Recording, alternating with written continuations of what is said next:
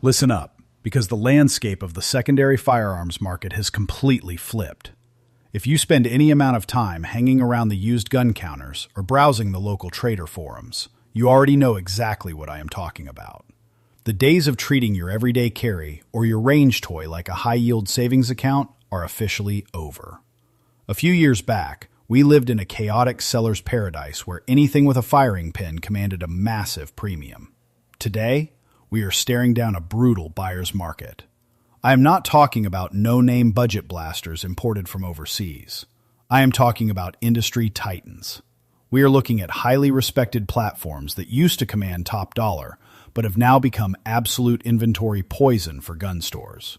Between massive leaps in manufacturing innovation, normalized supply chains, and an economy that has everyone tightening up their discretionary spending, certain guns have just lost their footing. As an instructor and someone who tracks these industry shifts daily, I am here to give you the harsh reality. If you have one of these sitting in your primary safe, do not shoot the messenger. Here are 10 weapon systems that have hemorrhaged their resale value as we push forward into 2026. Number 10. Heritage Rough Rider. Starting off our bottom 10 is a revolver we have all seen a million times, the Heritage Rough Rider. Let us be honest. There is a very specific charm to picking up a single-action rimfire that costs about the same as taking your family out to a decent dinner. It is a fantastic tool to teach a brand new shooter the fundamentals of marksmanship. It gives you that classic cowboy aesthetic without demanding you take out a second mortgage for a true Colt. But as far as resale equity in 2026 goes, this gun is a total dead end. The primary issue is sheer market saturation. During the massive buying surges of the last few years, distributors were pushing these things out by the shipping container. People scooped them up, ran a few cylinders of .22 long rifle through them, and then tossed them in the back of the safe.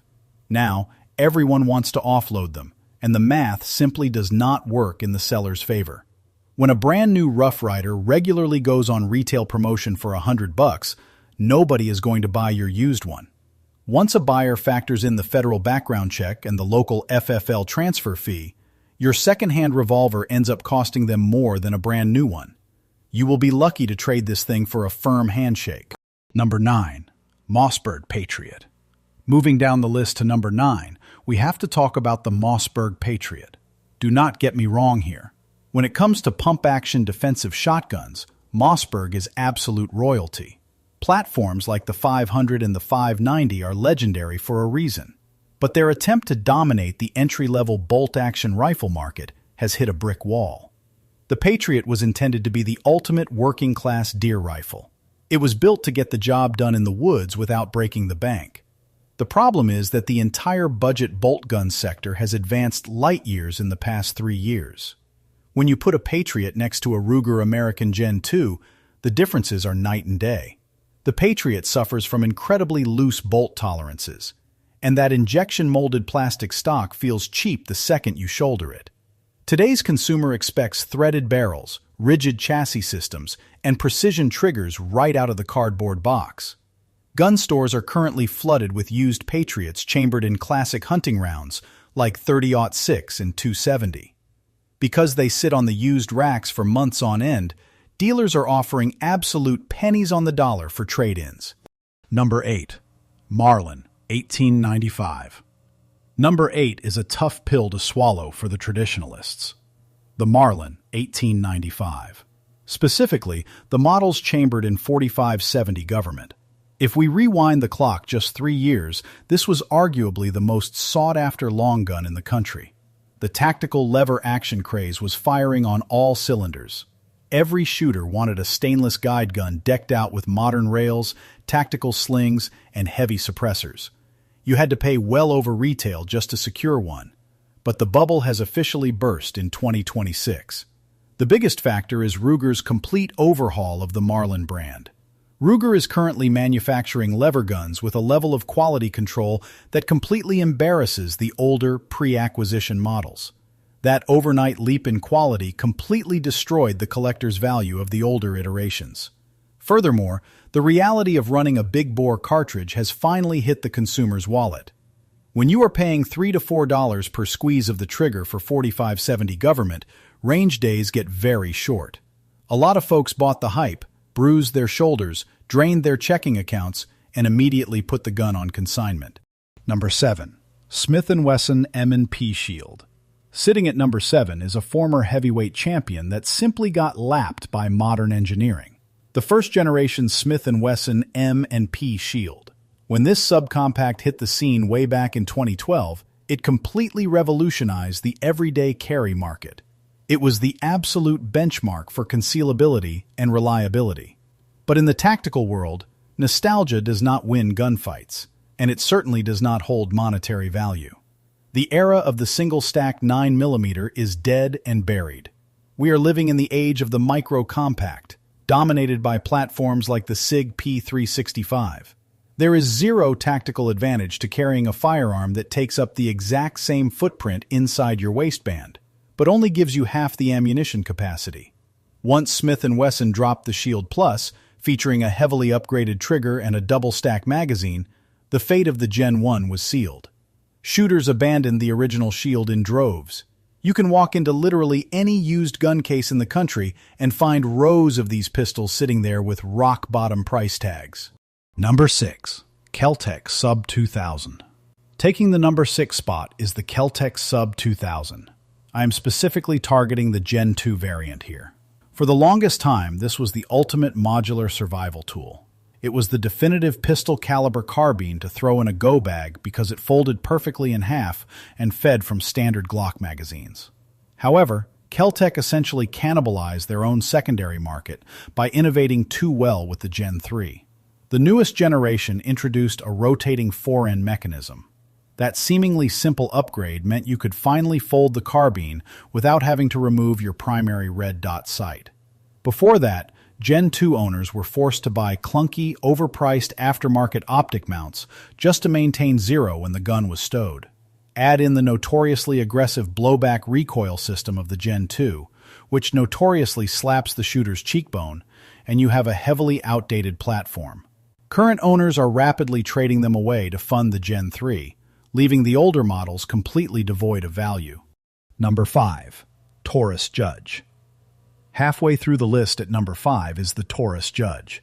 This oversized wheel gun is the textbook definition of brilliant marketing masking terminal performance. For over a decade, this was heavily pushed as the ultimate vehicle defense weapon. The theory was that a blast of 410 shotgun shells from a pistol would completely devastate an immediate threat. Unfortunately, professional ballistic testing proved otherwise. When you fire a standard birdshot or buckshot load through a short rifled barrel, the pattern completely falls apart. At standard self-defense distances, the shot spread is ridiculously wide, and the penetration depth is dangerously shallow. It is undeniably a fun gun to take to the outdoor berm and blast water jugs with. But when it comes to serious personal protection, it is heavy, it is bulky, and you are limited to only 5 rounds. Once shooters educate themselves on modern ballistics, they trade the Judge in for a proper high-capacity 9mm. Consequently, the used market is completely saturated with them. Number 4. Savage Axis. At number 4, we have to look at the first-generation Savage Axis.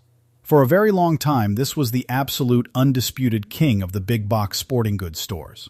I will give Savage credit where it is due. Their barrel manufacturing process is excellent, and these rifles can group incredibly well. But everything else attached to that barrel is incredibly subpar. The original synthetic stock is notoriously flimsy. If you put even a moderate amount of pressure on a bipod, the fore-end flexes enough to make contact with the barrel, destroying your accuracy harmonics. Additionally, the original standard triggers are brutally heavy and inconsistent. In the current 2026 market, an extra $50 buys you a dramatically superior budget rifle from competing manufacturers. Because the retail price on a brand new Axis is already so low, a used one holds absolutely zero margin for a dealer. If you own an original Axis, your best bet is to just keep it as a backup loaner rifle, because a trade-in offer will frankly insult you. Number 3. Glock 43. Coming in at number 3 is the standard Glock 43. Notice I did not say the 43X. I am talking about the original, flush-fit, single-stack model. When Glock finally answered the public's demand for a truly concealable 9mm, this gun sold out everywhere, instantly. But the industry moves fast, and this model aged like milk. The standard factory magazine limits you to a mere 6 rounds. If you are carrying a primary defensive tool in a modern environment, 6 rounds is simply unacceptable. To make the standard 43 viable today, you are forced to buy expensive aftermarket magazine baseplates. But once you add those extensions, the grip length becomes identical to the higher capacity models anyway. It completely defeats the purpose of the gun. Everyone who owned one has already upgraded to the 43X or jumped ship to a different manufacturer entirely. The demand for a 6-shot micro Glock has vanished, and the resale value went with it. Number 2. Springfield XDM Elite. Sitting at the dreaded number 2 spot is the Springfield XDM Elite.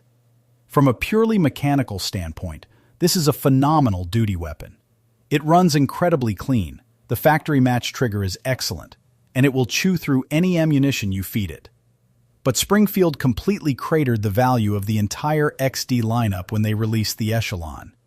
The Echelon is an absolute masterpiece of modern modularity. It utilizes an internal serialized chassis, a drastically reduced bore axis, and it finally eliminated the controversial grip safety. By pushing the Echelon to the forefront, Springfield essentially told the market that the XD platform is old news. The modern tactical shooter looks at the high bore axis and the legacy grip safety of the Elite, and they completely pass it over. Because all the consumer hype is focused on the new chassis system, you can find lightly used Elites selling for a fraction of their original retail price. Number 1. CZ Scorpion Evo 3. And claiming the number 1 spot for the most severe drop in market value, the CZ Scorpion Evo 3. It was not that long ago that this platform was the undisputed heavy hitter of the pistol caliber carbine world. If you did not have a Scorpion in your collection, you were behind the curve. But the fall from grace has been absolutely catastrophic. Part of the blame falls on CZ themselves for releasing the 3 Plus model, which completely redesigned the ergonomics and made the old proprietary magazines obsolete. But the real nail in the coffin is a widespread mechanical defect. The internet has been flooded with documented cases of factory bolts suffering from severe metal peening. This soft metal deforms over time, disables the internal safety block, and leads to extremely dangerous out-of-battery detonations. Even if the failure rate is statistically low, the psychological damage to the platform's reputation is permanent.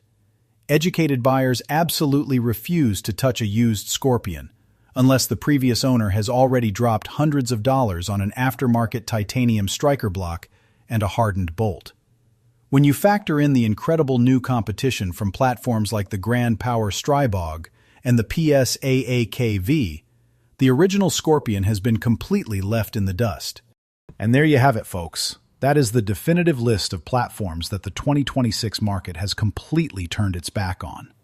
If you are currently shopping for a project gun or a cheap range toy, you are in a prime position to negotiate some incredible deals. But if you are trying to liquidate any of these from your collection, you need to seriously adjust your financial expectations. Now I want to hear from you. Did I leave a severely depreciated gun off this list? Or are you still keeping one of these in your regular rotation despite what the market says?